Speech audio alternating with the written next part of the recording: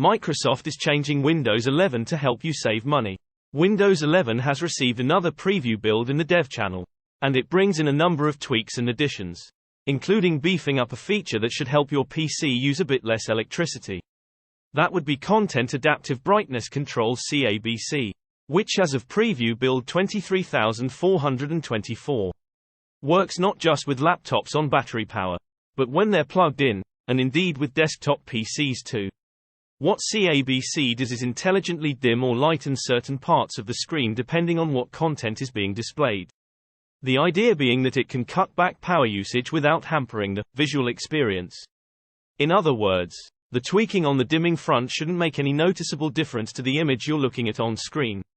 And it should save you a bit of power and therefore cash. Over time, the feature can be set to be always on, or it can be disabled. Or alternatively you can choose to have CABC kick in only if you're on battery power on a laptop, of course. What else is new for build 23424? There's a new widget board which is now bigger. So it's 3 columns wide rather than 2 and much roomier, assuming the device's screen has enough real estate to cope. Along with this, there's the usual gamut of fixes and minor tweaks, all of which are detailed in the usual blog post published with every preview build. Notable pieces of minor tinkering include improving the speed of running searches within the settings panel, and a change to produce better performance when playing games with a high-pulling mouse, a super precise fancy gaming mouse.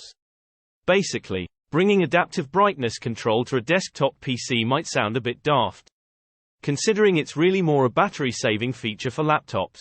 But if, like us, you have your PC turned on for about 60 or 70 hours a week, tiny little power savings will add up across the year, especially with energy pricing being what it is these days, sky high where we are. So, this is a useful addition, we think, providing that, as Microsoft asserts, there's no noticeable hampering of the quality of the monitor image when the feature is turned on. Of course, you don't have to switch it on if you don't want to. Microsoft's work with widgets seems to be progressing at a speedy pace. 2. The more expansive widget board was previously seen in limited testing in the Canary channel, which is the earliest test channel, just a week ago. Now it's already in the dev channel and more widely rolled out. There are other widget-related changes theoretically in the pipeline that we might see soon. 2. That includes Microsoft's experiments with animated icons for widgets, which we have to say look quite nifty. And the rumored possibility has been floated that users may eventually be allowed to drop widgets onto the desktop. It seems fairly clear that widgets are quite a big thing for Microsoft. So expect to see more of them in Windows 11 down the line.